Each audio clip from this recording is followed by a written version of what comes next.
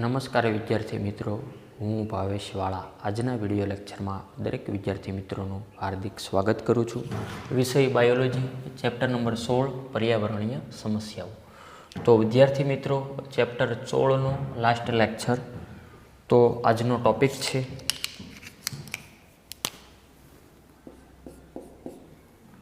નિર્વનીકરણ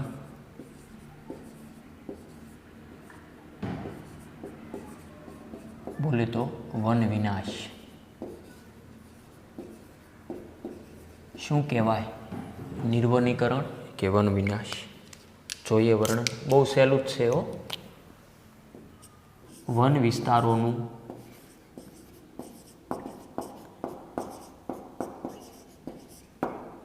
one રહિત વિસ્તારોમાં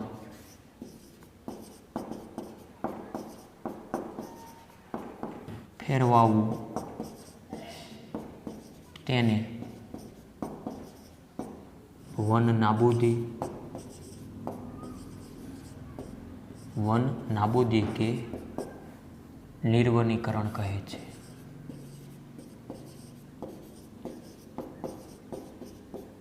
ચાલો સૌપ્રથમ આપી દીધી વ્યાખ્યા. નિર્વનીકરણ એટલે શું? વન વિસ્તારોનું વન રહિત વિસ્તારોમાં ફેરવાઈ જવું. દાખલા તરીકે કોઈ જંગલ હોય ને ધીમે ધીમે એ જંગલ ન રહે અને સામાન્ય જમીનની અંદર રૂપાંતરિત થઈ જાય. રેડી? વન વિસ્તારોનું વન રહિત વિસ્તારોમાં ફેરવાવું તેને શું કહેવાય? વન નાબૂદી, વન નાશ થઈ ગયું કે નિર્વનીકરણ કહેવાય. બીજો પોઈન્ટ, અંદાજિત 40% જંગલોનો ઉષ્ણકટિબંધીય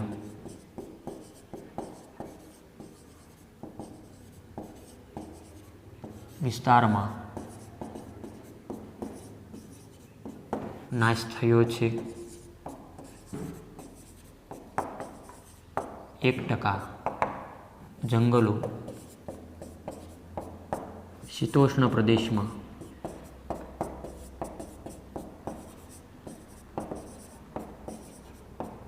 નાશ પામ્યા છે. આવું જીકે જેવું નોલેજ છે ભાઈ, કે ઉષ્ણકટિબંધીય વિસ્તાર કે જ્યાં ગરમી સૌથી વધુ હોય અને શીતોષ્ણ વિસ્તાર આનાથી રોંગ જ્યાં ઠંડી હોય. અંદાજિત 40% આંકડાકીય માહિતી બેઠે યાદ રાખવાની છે. અંદાજિત 40% જંગલોનો ઉષ્ણકટિબંધીય વિસ્તારમાં નાશ થયો અને 1% જેટલો શીતોષ્ણ પ્રદેશમાં નાશ થયો.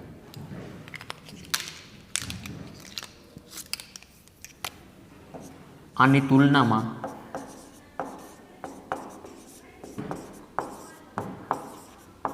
ભારતમાં સ્થિતિ ગંભીર છે.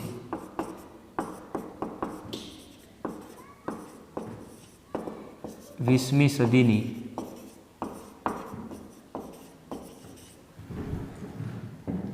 શરૂઆતમાં ભારતમાં જમીનના કુલ ક્ષેત્રફળના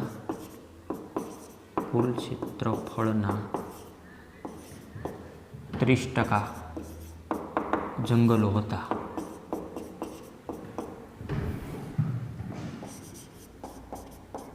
સદીના અંતમાં ઘટાડો થઈ 21.54% રહ્યા. ભારતની રાષ્ટ્રીય વન નીતિ ઈસવીસન યાદ રાખવાની છે તમારે 1988 દ્વારા ભલામણ કરાઈ છે.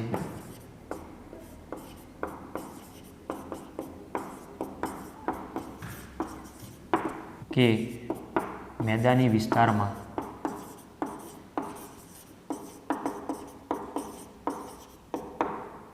%33 અને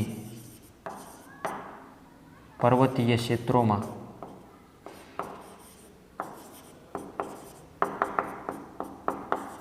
67% જંગલો હોવા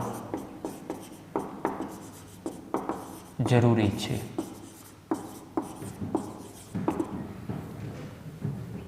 આની તુલનામાં ભારતમાં સ્થિતિ ગંભીર છે. 20મી સદીની શરૂઆતમાં ભારતમાં જમીનના જે કુલ ક્ષેત્રફળ હતા તેના 30% જંગલો હતા. આ ખાલી જનરલ નોલેજ છે જે તમારે યાદ રાખવાનું છે. અને ધીમે ધીમે એટલે કે સદીમાં ઘટાડો થઈ જે 30% હતા એને બદલે 21.54 સુધી રહ્યા સદીના અંત સુધીમાં. અને ભારતની રાષ્ટ્રીય વન નીતિ 1988માં જે વન નીતિ ઘડવામાં આવી જેના જે નિયમો હોય તે 1988માં ભલામણ કરવામાં આવી. શું એવી ભલામણ કરી કે મેદાની વિસ્તારમાં મેદાનવાળા વિસ્તારમાં 33% અને પર્વતીય ક્ષેત્રોમાં 67% જંગલો હોવા જરૂરી છે. આવી ભારતીય વન નીતિએ સલાહ સૂચન આપેલી. એકદમ સહેલું અને જનરલ નોલેજ જ છે હો. હવે વન નાબૂદી થઈ અહીંયા વાત થઈ તો તેનું કારણ શું? તો હેડિંગ આપું, વન નાબૂદી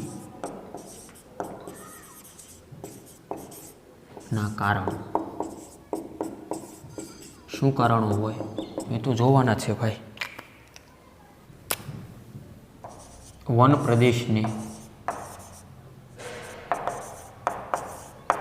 કૃષિ વિષયક જમીનમાં બદલવામાં આવે છે.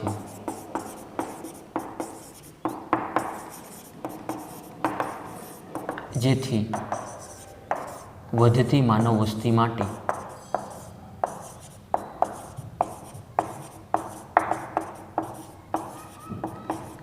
ખોરાક ઉપલબ્ધ થઈ શકે.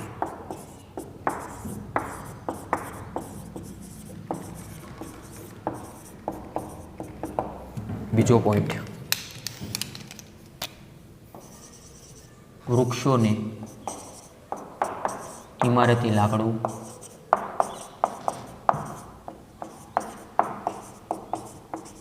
બળતણ, ઢોર પશુપાલન અને અન્ય કેટલાક હેતુ માટે કાપવામાં આવે છે.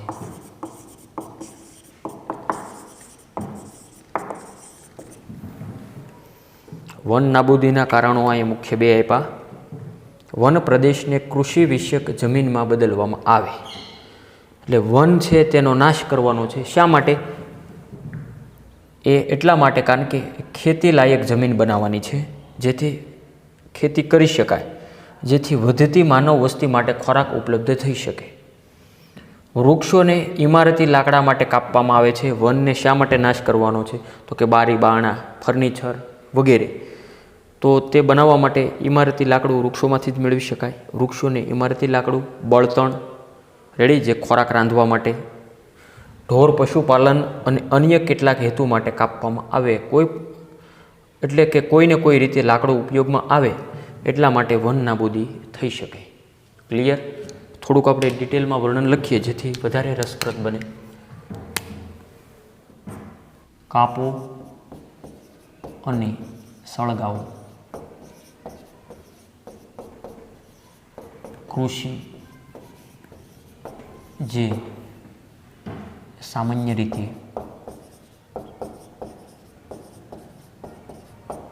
ભારતના ઉત્તર પૂર્વીય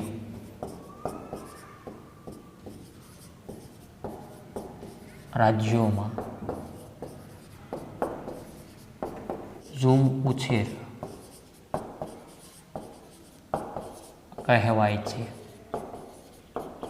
વ્યાખ્યા છે વિદ્યાર્થી મિત્રો, ઝૂમ ઉછેર એટલે શું? એટલે કે જંગલને દાખલા તરીકે કાપી નાખવાના છે અને ત્યારબાદ સળગાવી દેવાના છે. એટલા માટે આપેલું છે કાપો અને સળગાવવું. કૃષિ જે સામાન્ય રીતે ભારતના ઉત્તર પૂર્વીય રાજ્યોમાં આવું કરવામાં આવે જેને શું કહેવાય? ઝૂમ ઉછેર. દિશાઓ 4 છે મુખ્ય, તો ખબર જ છે. દાખલા તરીકે જો અહીંયા આપણે સમજો, હાવ સમાજ વિદ્યાનો આ ઉત્તર, દક્ષિણ, પૂર્વ અને પશ્ચિમ. ઉત્તર પૂર્વીય રાજ્ય કે આ બાજુ જે રાજ્યો આવેલા છે તે જ બધા. રેડી? આ બધા. તો ત્યાં લોકો શું કરે, સામાન્ય રીતે ભારતના ઉત્તર પૂર્વીય રાજ્યોમાં ઝૂમ ઉછેર એટલે કે જંગલને કાપી નાખે અને સળગાવી દે અને જમીન માટે યોગ્ય બનશે, એટલે કે ખેતી માટે યોગ્ય બનાવી શકે. તો આવું આ રીતે નાશ કરવો, જેને શું કહેવાય? ઝૂમ ઉછેર. બીજો પોઈન્ટ, કાપવું અને સળગાવવું.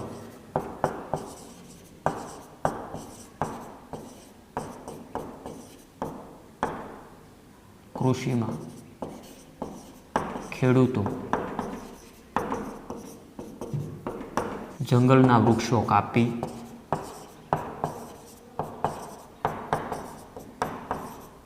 અને બાળી નાખે છે.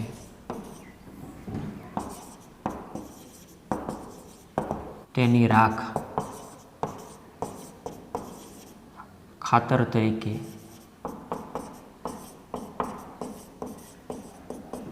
વપરાય છે. એ જમીન પછી ખેતી માટે કે ઢોરને ચારવા માટે વપરાય છે.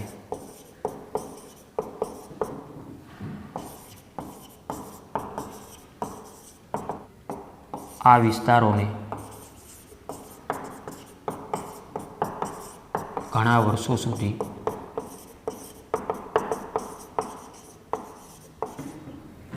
છોડી દેવામાં આવે છે.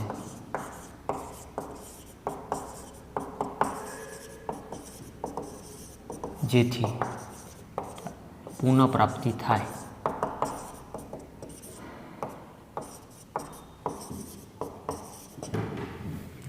રેડી? શું કર્યું કે વૃક્ષોને કાપ્યા, સળગાવ્યા અને કૃષિમાં ખેડૂતો જંગલોના વૃક્ષોને કાપી અને બાળી નાખે અને તેની જે રાખ વધે છે એ રાખનો ખાતર તરીકે ઉપયોગ થઈ શકે.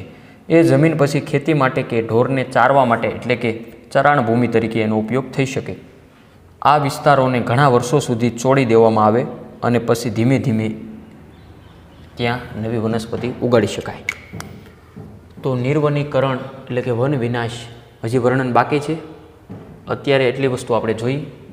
હવે ત્યારબાદ બોર્ડ સાફ કરીને આગળ આપણે લખીએ. સૌપ્રથમ એકવાર રિવિઝન કરી લઈએ, ક્વિક રિવિઝન અગત્યનું હોય તેવું. નિર્વનીકરણ, વન વિનાશ શું કહેવાય, વ્યાખ્યા જોઈ. વન વિસ્તારોનું વનરહિત વિસ્તારોમાં ફેરવાવું તેને શું કહેવાય? વન નાબૂદી કે નિર્વનીકરણ.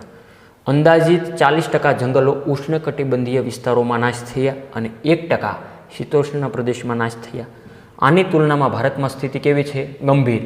20મી સદીની શરૂઆતમાં ભારતમાં કુલ ક્ષેત્રફળના 30% જંગલો હતા. સદીમાં આ ઘટાડો થયો અને 21.54% રહ્યા. અંત સુધીમાં ભારતની રાષ્ટ્રીય વનનીતિ 1988 દ્વારા શું ભલામણ કરાય કે મેદાની વિસ્તારમાં 33% અને પર્વતીય ક્ષેત્રોમાં 67% જંગલો હોવા જરૂરી છે.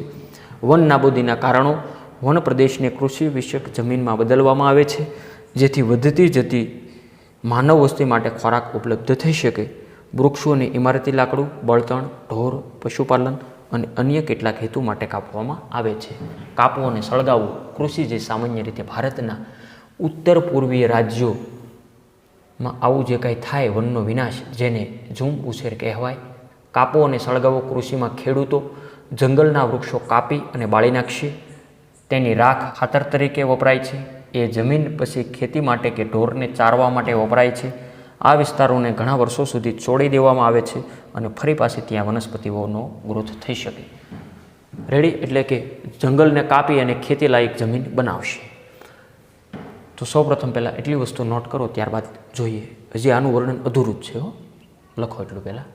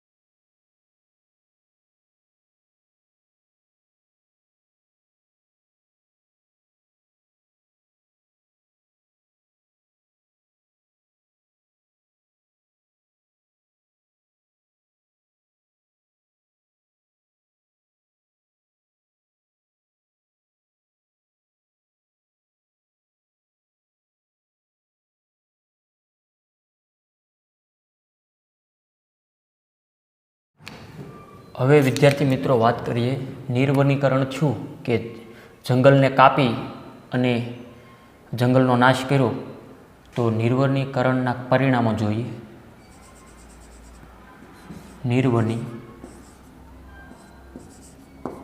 નિર્વનીકરણના પરિણામો શું પરિણામો આવેલા? એ તો ગંભીર જ આવે ને ભાઈ. જંગલનો નાશ કરો તો શું થાય, એનું પરિણામ કેવું આવે? મુદ્દા સાથે જોઈએ. વાતાવરણમાં CO2ની સાંદ્રતા વધે છે, કારણ કે વૃક્ષો પોતાના જૈવભારમાં ખૂબ જ વધુ કાર્બન ધારણ કરી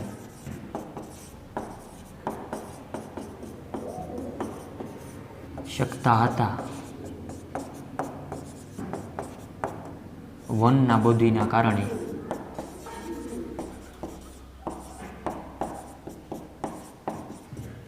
નાશ પામી રહ્યા છે.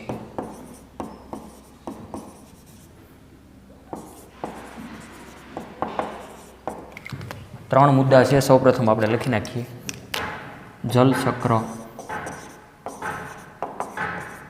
અસંતુલિત થાય છે.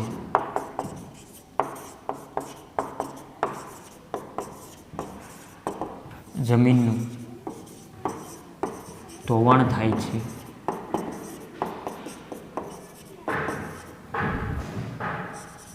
અને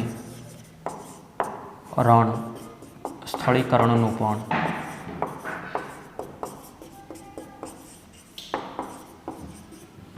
નિર્માણ થઈ શકે છે.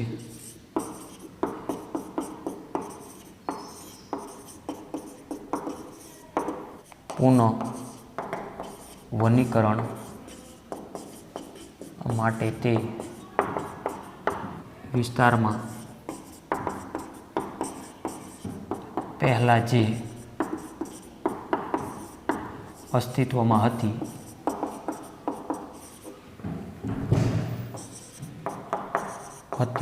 તે જૈવ વિવિધતાને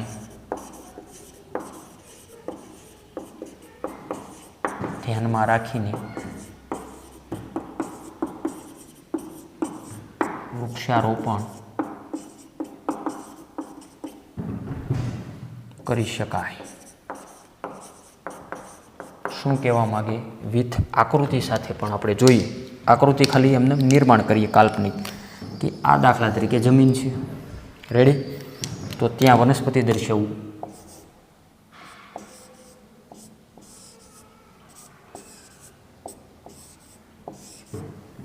રેડી? અહીંયા સુરજ દાદા દર્શાવવું.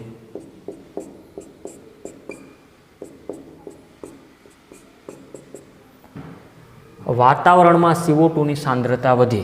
એ મને તમને ખ્યાલ છે કે વનસ્પતિ સૂર્યપ્રકાશની હાજરીમાં CO2 વાયુ લે. હા કે ના? તો કે હા. અને O2 વાયુ ઉત્સર્જિત કરશે. વાતાવરણમાં CO2ની સાંદ્રતા વધે. જો વૃક્ષો જ નહીં હોય તો, જંગલનું જ નાશ કરી નાખશું તો શું કરવાનું ભાઈ? વાતાવરણમાં CO2ની સાંદ્રતા વધે કે ઘટે? વધે. એમાં કોઈ ડાઉટ જ નથી. જંગલ જ નહીં રહે તો શું કરવાનું? CO2ની સાંદ્રતા વધે, કારણ કે વૃક્ષો પોતાના જૈવભારમાં ખૂબ જ વધુ કાર્બન ધારણ કરી શકતા હતા, જે વન નાબૂદીના કારણે નાશ પામી રહ્યા છે. એ તો આપણે જ આવું કર્યું ભાઈ. હંમેશા આંગળી તો માનવ ઉપર જ રહેશે. માનવ જ આ બધું કરે. જળચક્ર એ તમને ખબર છે કે વૃક્ષો છે એ વરસાદ લાવશે. રેડી? વાદળોને પોતાના તરફ આકર્ષે છે, વરાળ થાય વગેરે વગેરે. આવું તમે શીખી ગયા કે વનસ્પતિમાં બાષ્પીભવન થાય એટલે કે વૃક્ષો વાવો વરસાદ લાવો. આવા તમે સૂત્રો જોયા છે કે વરસાદ લાવવામાં વનસ્પતિનો પણ ફાળો છે. એટલે જલચક્ર અસંતુલિત થાય એટલે કે ચોમાસા જેવું કંઈ રહે નહીં. ચોમાસાની સિઝનમાં વરસાદ વધારે પણ પડે અને ઓછો પણ પડે. જલચક્ર અસંતુલિત થાય, જમીનનું ધોવાણ થાય. જો વધારે વરસાદ થયો હોય અથવા વૃક્ષો નહીં હોય તો જમીનનું ઉપરનું ફળદ્રુપ સ્તર પણ વરસાદને કારણે ધોવાઈ જશે. જોવો અહીં તમે આ વરસાદના પાણીની સાથે ઉપરનું ફળદ્રુપ સ્તર પણ જતું રહેશે. હવે આવું થયું હોય, વેરાન જમીન હાવ થઈ ગઈ હોય, જંગલનો નાશ કર્યો, ઉપરનું ફળદ્રુપ સ્તર વયું ગયું. હવે જે પહેલાં જેવી સ્થિતિ કરવી હોય તો એટલે કે પુનઃવનીકરણ માટે શું કરવું?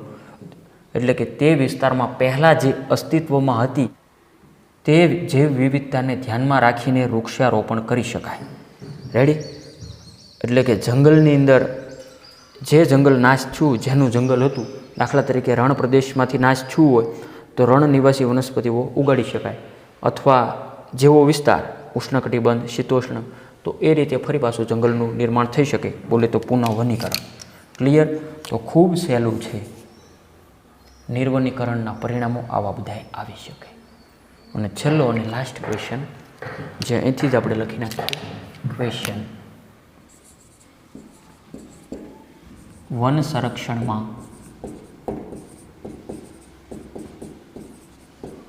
વિવિધ જાતિના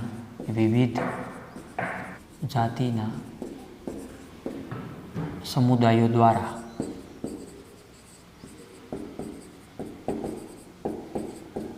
કરાયેલી ભાગીદારીનું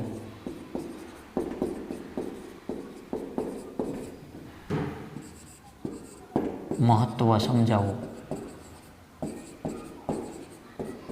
શું વાત કરી? વન સંરક્ષણમાં વિવિધ જાતિના સમુદાયો દ્વારા કરાયેલી ભાગીદારીનું મહત્ત્વ સમજાવો. તો સમજાવો.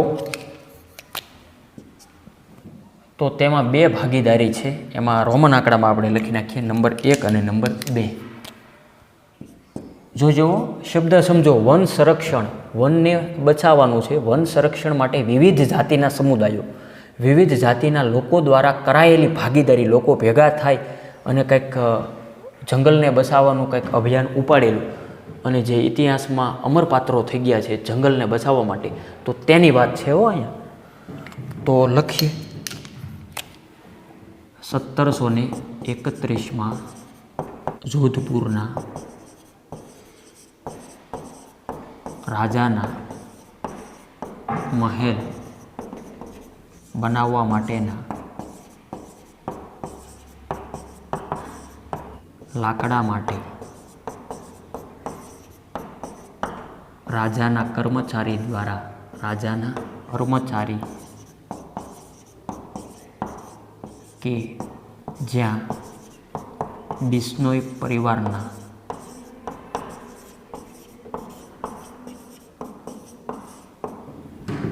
લોકો રહેતા હતા.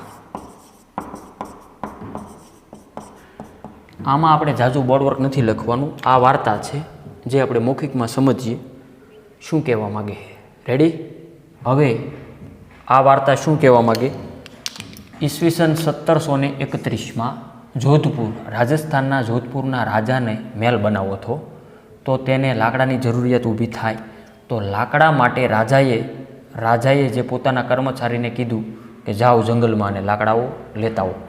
એટલે જે તે જંગલની અંદર બિશ્નોઈ પરિવાર ત્યાં રહેતો હતો. તો ત્યાં એક મહિલા હતા જેનું ખાસ નામ યાદ રાખજો. મહિલા અમૃતા દેવી બિશ્નોઈ. તો આ અમૃતા દેવીએ રાજાના જે કર્મચારીઓ આવ્યા તેને કીધું કે આ વૃક્ષો કાપવાના નથી. છતાં પણ રાજાના કર્મચારીઓ માન્યા નહીં. અમૃતા દેવી અને તેના 3 જે પુત્રો કે એની પુત્રીઓ જે હોય તે અને બાકીના જે જંગલની અંદર વસવાટ કરતા લોકો, એવા અંદાજે લગભગ 300 થી 350 ઓલ્ડ સિલેબસમાં આંકડો હતો. આ બધા જ લોકો વૃક્ષોને બાથ ભીડીને આમ ઊભા રહી ગયા અને રાજાના કર્મચારીને કીધું કે પહેલાં અમને કાપો ને પછી વૃક્ષોને કાપો. અને રાજાના કર્મચારીએ આ બધું આડેધડ ઉડાડી નાખ્યા, લોકોને પણ અને વૃક્ષોને પણ. અને આમાં જે ઘણા લોકો મૃત્યુને ભેટી ગયા, ખાસ અમૃતા દેવી જેના 3 સંતાનો અને બીજા પણ બિશ્નોઈ સમુદાયના લોકો મૃત્યુ પામ્યા, જેથી ભારત સરકારને પણ દુઃખ લાગ્યું અમુક સમયે. અને અમૃતા દેવીની યાદમાં વન્યજીવ સંરક્ષણ માટે એવોર્ડ આપવામાં આવે, જેનું નામ યાદ રાખજો, અમૃતા દેવી બિશ્નોઈ વન્યજીવ સંરક્ષણ એવોર્ડ ભારત સરકાર દ્વારા અમૃતા દેવી બિશ્નોઈ વન્યજીવ સંરક્ષણ એવોર્ડ આપવામાં આવે. તો આ એક ઘટના થયેલી. બીજી ઘટના, આ વાર્તા જ છે હો. બીજી ઘટના,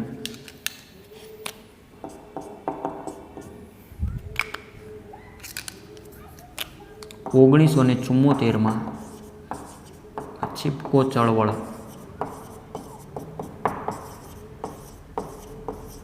હિમાચલના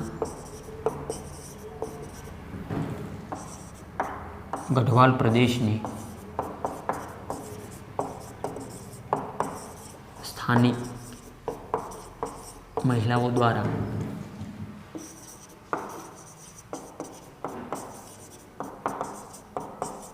શરૂ કરાઈ હતી.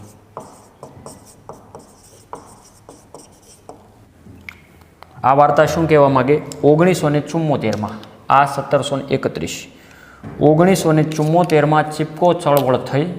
ક્યાં થઈ? હિમાચલના ગઢવાલ પ્રદેશના સ્થાનિક લોકો અને ત્યાં જે કોઈ લોકો આવ્યા વૃક્ષોને કાપવા, તો તેણે પણ આ વૃક્ષોને બાથ ભીડીને આ રીતના સામનો કર્યો. આ લોકોને મારી નહોતા નાખ્યા, પણ આ લોકો એ તેની સામે હુલ્લડ કર્યું. બરાબર? જે જે કર્મચારીઓ હતા તેની સામે આંદોલન કર્યું. રેડી? અમુક શહીદ પણ થઈ ગયા હતા. એટલે 1974 ચિપકો ચળવળ હિમાચલના ગઢવાલ પ્રદેશની સ્થાનિક મહિલાઓ દ્વારા આ બહાદુરીપૂર્વકનું કાર્ય કરવામાં આવેલું. તો આ પણ બે બનાવો ઇતિહાસમાં યાદ રાખવા જેવા છે. હવે થોડીક યાદ રાખવા જેવી માહિતી જે કાંઈ આવતી હોય ઈસવીસન. ભારત સરકારે 1980 સંયુક્ત વન વ્યવસ્થાપન કે શોર્ટમાં ઇંગ્લિશમાં JFM ની કલ્પના રજૂ કરી, જેનાથી સ્થાનિક સમુદાયો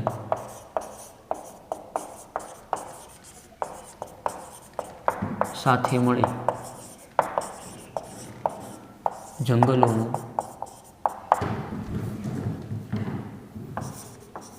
રક્ષણ અને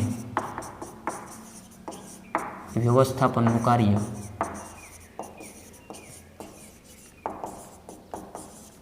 સરળ રીતે થઈ શકે છે. છેલ્લો મુદ્દો શું કે ભારત સરકારે 1980 સંયુક્ત વન વ્યવસ્થાપન એટલે કે JFMની કલ્પના રજૂ કરી, જેનાથી શું થાય? જેનાથી સ્થાનિક સમુદાયના લોકો સાથે મળી અને જંગલોનું રક્ષણ અને વ્યવસ્થાપનનું કાર્ય કરી શકે. એટલા માટે જે સમિતિ રચવામાં આવી, જેનું નામ છે JFM 1980 ભારત સરકાર દ્વારા, ગવર્મેન્ટ ઓફ ઇન્ડિયા.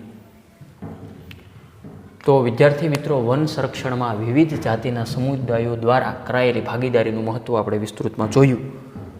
તો અહીંયા ચેપ્ટર નંબર 16 પર્યાવરણીય સમસ્યાઓ એન્વાયરોમેન્ટલ ઇસ્યુઝ અહીંયા આપણે સંપૂર્ણ એટલે કે પૂર્ણ જાહેર કરીએ છીએ. તો વિદ્યાર્થી મિત્રો, ધોરણ 12 સાયન્સનો સંપૂર્ણ સિલેબસ આપણે પૂરો કર્યો છે. રેડી? સુરતવાળું ગ્રુપ અને મારા તરફથી. તો હવે રિવિઝન રાઉન્ડ આપણે નેક્સ્ટ વિડીયો લેક્ચરથી શરૂઆત કરશું. તો નેક્સ્ટ વિડીયો લેક્ચર ચેપ્ટર 8 રોગોનું છે, માનવ સ્વાસ્થ્ય રોગો. રેડી?